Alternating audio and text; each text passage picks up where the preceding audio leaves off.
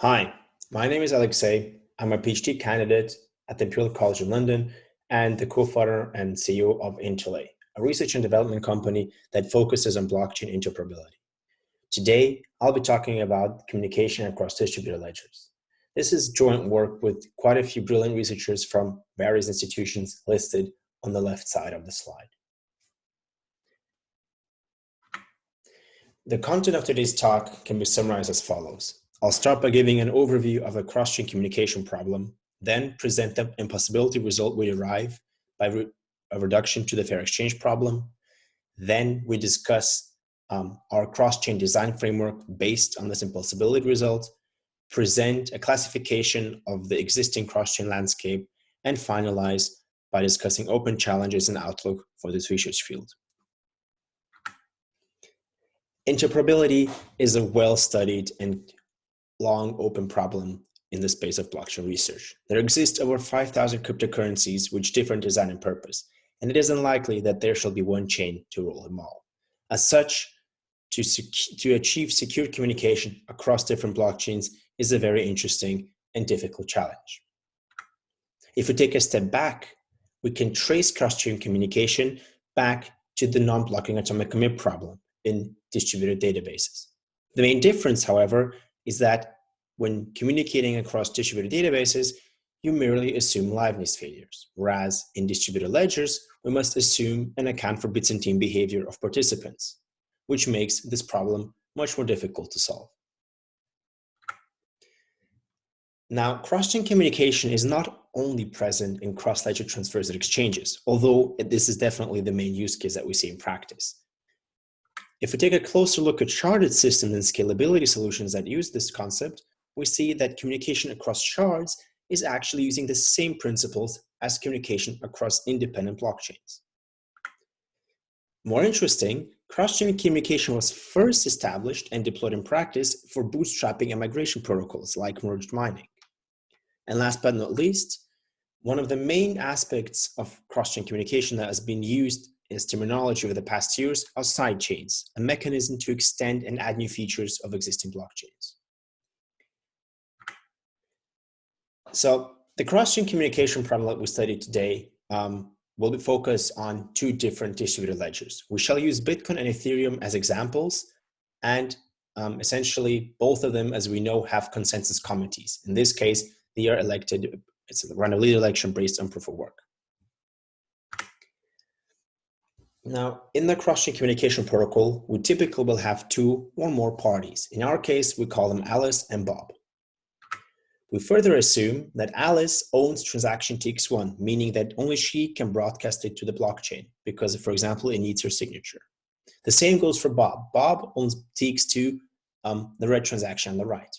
And we further assume that transaction 1, the blue transaction, is a Bitcoin transaction. Hence, it can only be published on the Bitcoin blockchain. And same goes for Bob's transaction TX2, which we shall define as an Ethereum transaction. Now, for some reason, Alice wants TX2 to be included in Ethereum, and she knows exactly how it looks like. She knows the description of transaction TX2. And same goes for Bob. Bob wants transaction TX1 to be written to Bitcoin, and he knows the description of TX1.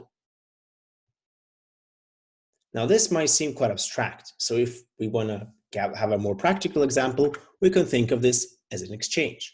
Transaction TX1 shall allocate Bitcoin to Bob on the Bitcoin blockchain, whereas transaction TX2 shall transfer Ether from Bob's account to Alice's account on Ethereum.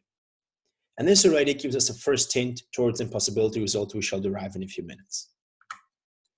Now, the goal of cross-chain communication is to synchronize these two transactions to be included both in Bitcoin and Ethereum. Now, if we take a look at the theory behind this, generally in distributed ledgers, we assume that blockchains, or ledgers in our case, have two main properties. And this is based on quite a few research papers, including the Bitcoin Backbone Protocol. The first property is persistence. If a transaction TX is included in the ledger of Alice in her view of the ledger, at the time t, then we assume, if a blockchain has persistence, that this same transaction will also be included in the local ledger of Bob at the time t prime. And the delay between t prime and t is defined or bounded by k, where k is a persistence parameter. and often this parameter k is referred to as confirmations in blockchains. Liveness, in turn, defines that if Alice attempts to write tx to her ledger at a time t, then this transaction will appear in her ledger at a time t prime, where this delay is bounded by u, where u is the liveness delay parameter. Now, when we talk about distributed ledgers and blockchains in this talk and in this paper, we assume that they have persistence and liveness. That means they operate securely. Now, back to cross-chain communication. We define cross-chain communication as having three main properties. And those of you who are familiar with fair exchange will notice the similarities here. We say that cross-chain communication has effectiveness, meaning that if Alice and Bob are honest, TX1 and TX2 are as expected, then transaction TX1 will be included in Bitcoin, TX2 will be included in Ethereum. However, if transaction TX1 or TX2 are not as they expected, then we abort the protocol.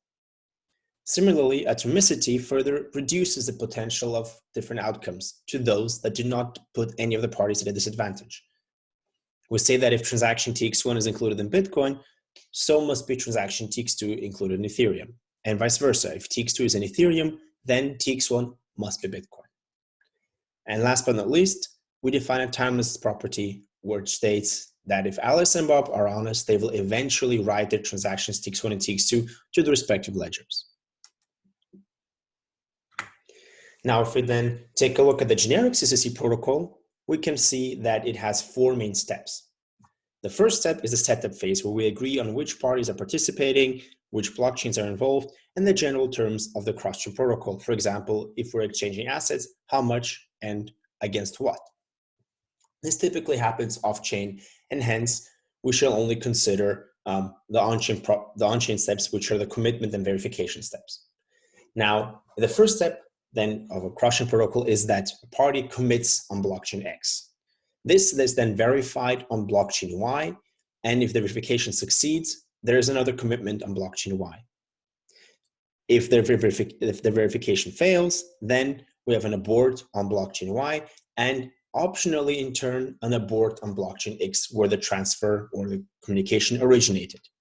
Note that this abort actually is optional in most protocols, as we often will see that CCC protocols assume persistence and liveness, and hence a correct transition on X will typically result in a correct transition on blockchain Y. Now, the thing that we asked ourselves after having these formal definitions in place was whether it's actually possible to achieve cross-chain communication without a trusted third party. Now, if you look back to our practical example of Alice and Bob, and recall that we said that we can model cross-chain communication also as an exchange, we will see that essentially we can provide a reduction from cross-chain communication to the fair exchange problem, which is known to be impossible without a trusted third party. For example, shown in the result by Pakni and Gärtner in 1999. Now, in the paper, we provide a reduction from cross-chain communication to fair exchange and derive a result that CCC is impossible without a trusted third party. Now, while I do direct interested readers to the full paper, I shall provide a brief intuition of why this result holds. Now, let's make our model a bit weaker by allowing Bob's behavior to be enforced by the Ethereum blockchain. Specifically, we say that Bob's transaction TX2 is controlled by a smart contract. This means that if Alice writes the blue transaction TX1 to Bitcoin, Bob's transaction, the red one, will be written to Ethereum even if Bob tries to misbehave, because this is enforced by the smart contract and hence Ethereum's consensus. Now, this makes it look quite easy. However, the question is, how does our smart contract on Ethereum become aware of the transaction being included in Bitcoin? There needs to be some proof data. And this is again where we face the impossibility result. Because to make this protocol succeed in practice, we need to assume one of two things. Either we assume synchrony. This means that Alice or even Bob are online and submit the proof for transaction TX1 being included in Bitcoin to the smart contract. And this message must be delivered on time, specifically within a known bounded delay. Only then we can be sure that the protocol will succeed and execute on time and correctly.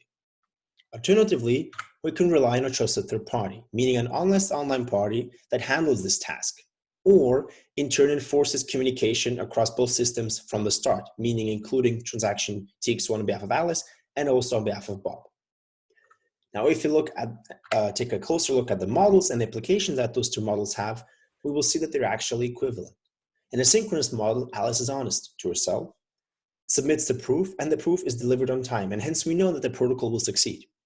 Vice versa, if we use a trusted third party, we can actually see that the trusted third party enforces synchrony by being able to determine the outcome of the cross-chain protocol, and hence either enforcing correct behavior of Bob or enforcing the correct behavior of Bob and Alice at the same time. So the question, of course, is what is a trusted third party? And I think this terminology is being mixed up a lot in the community, especially in the blockchain space.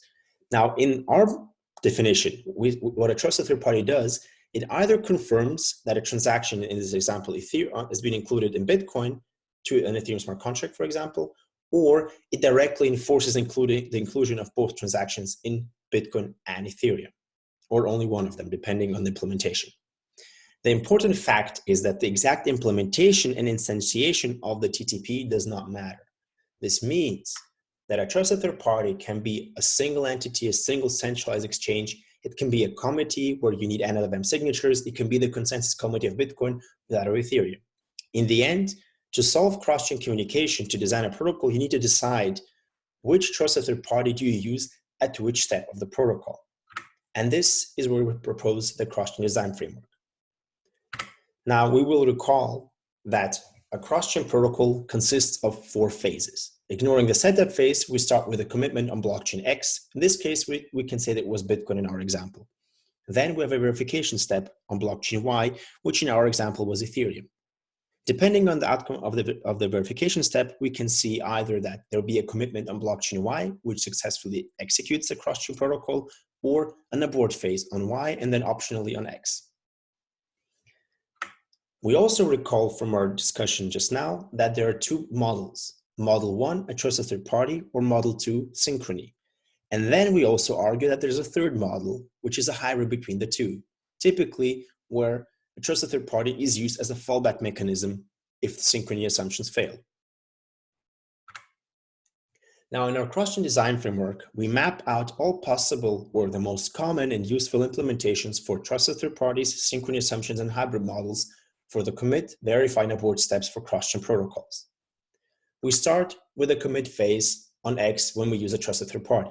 Here, we use coordinators. A coordinator is a trusted third party that essentially ensures and coordinates the correct execution of the cross-chain protocol.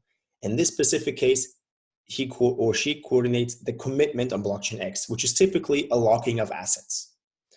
And the questions that we must ask here when choosing a coordinator is whether the coordinator has full custody over the assets or if it's merely an escrow whose actions are restricted, whether the coordinator is external to the blockchain or whether it's consensus level and enforced by the blockchain security model itself.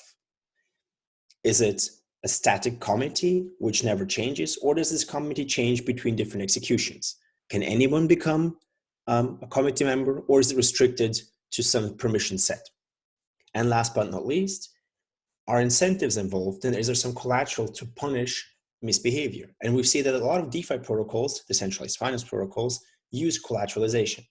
And here we can distinguish between prohibitive mechanisms where the coordinator must prove correct behavior, as opposed to the users accusing the coordinator and punishing in case of misbehavior.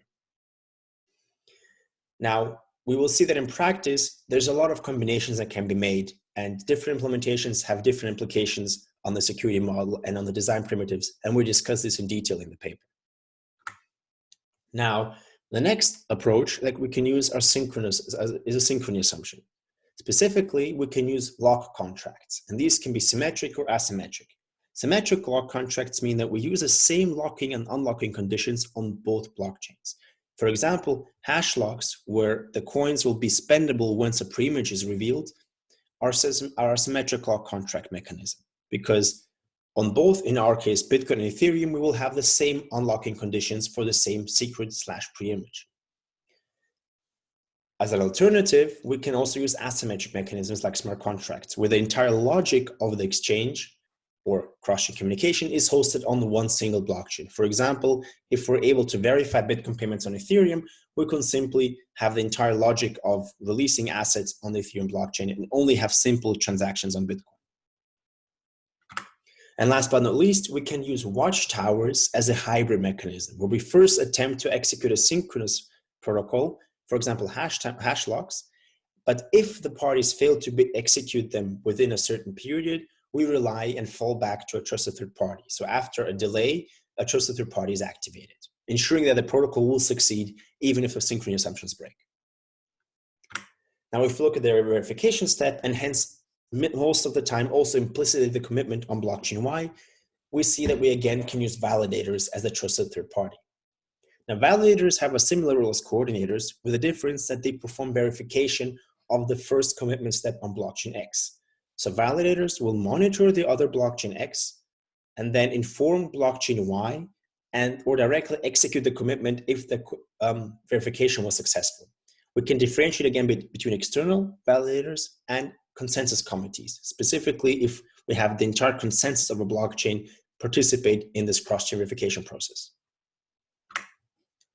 We can then also implement a synchrony assumption-based model, where we have a direct observation by consensus by CCC participants, like in hash locks, where you as a user must monitor the blockchain yourself to spend from the hash lock on time, or you use some called chain relay smart contracts, where the verification is performed by a smart contract program, again enforced by consensus.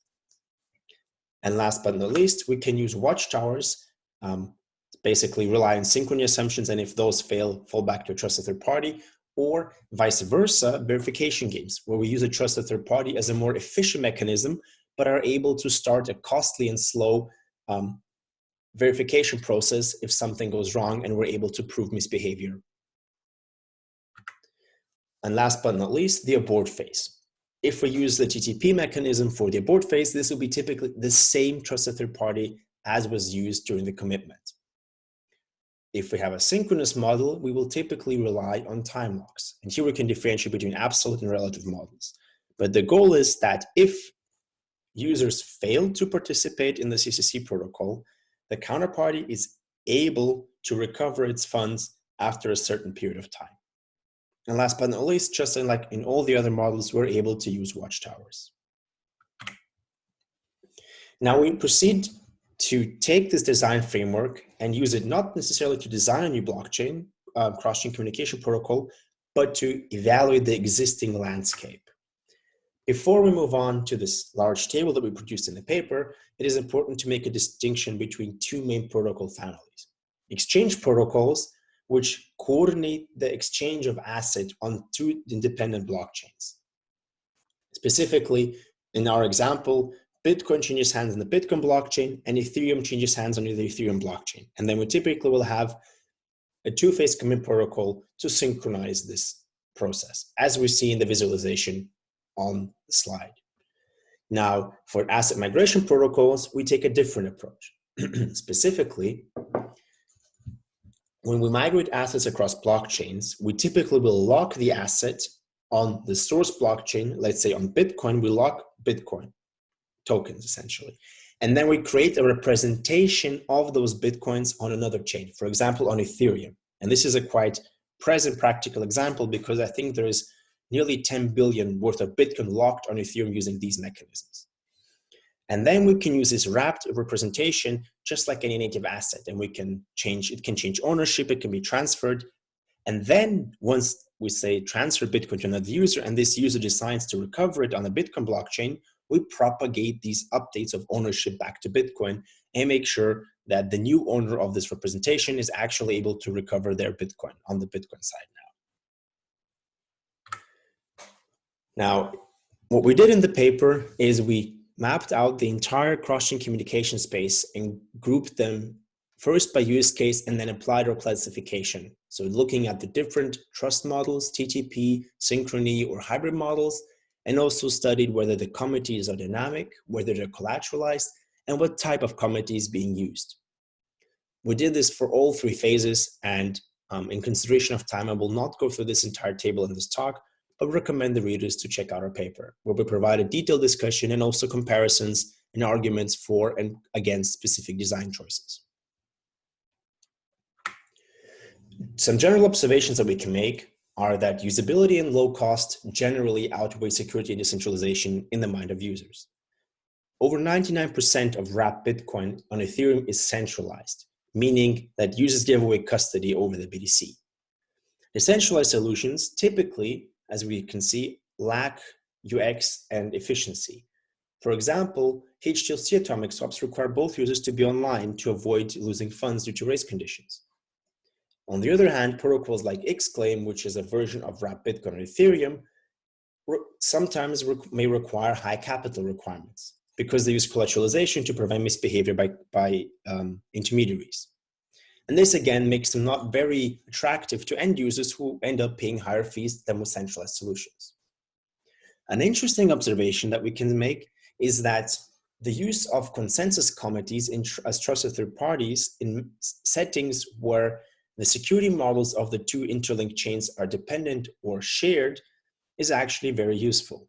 And the reason is, if we have a shared security model or a parent and child relationship like in sidechains, your security models of the two chains are already dependent on one another, which means that if we use one or the other consensus committee to perform the correct execution of the cross-chain protocol, we're actually not adding any additional security assumptions. And hence, in such settings, such protocols do not necessarily benefit from additional, more complex decentralized solutions.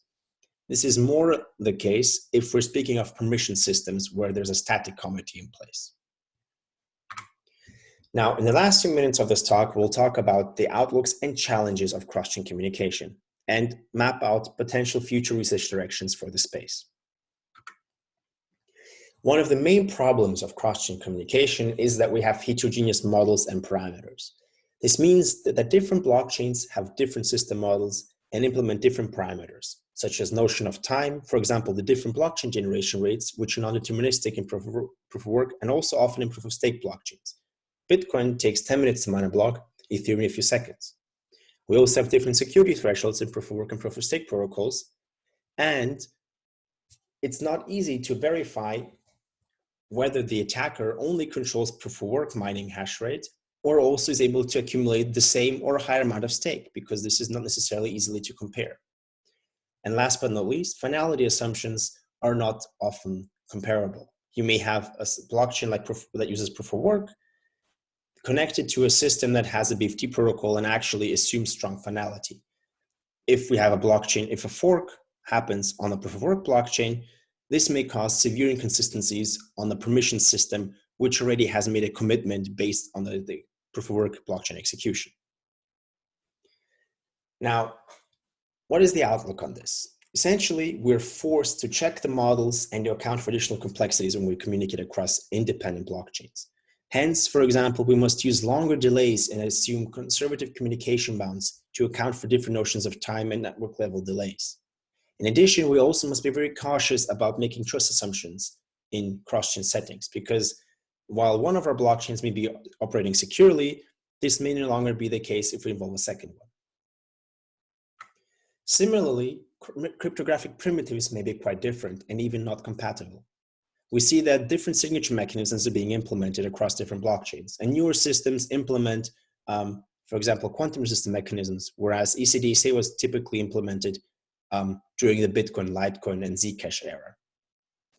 Now, if we look at hash functions, we face a similar problem and also potentials for attacks if hash functions are used in a protocol, but they're not compatible across two different blockchains. And hence, we see that we're typically restricted by the functionality that we have supported across two interlinked chains. And their only option is to either try to adapt or to try to build complex, potentially zero-knowledge proofs. And then again, these have to be supported by both chains involved. Now, recent developments show that a lot of cross-chain protocols and general blockchain protocols rely on collateralization and incentives, similar to Bitcoin, to make sure that incentives are in place to enforce correct behavior or incentivize correct behavior of participants. Now, when we use collateral, we must somehow be able to reimburse victims if somebody misbehaves. Now, this essentially means that we must be able to map the collateral asset to the actual stolen asset if it is stolen. And this means we need to account for exchange fluctuations. In the blockchain space, decentralized oracles are a very hard problem. Essentially, blockchains are not built to be able to account for external information.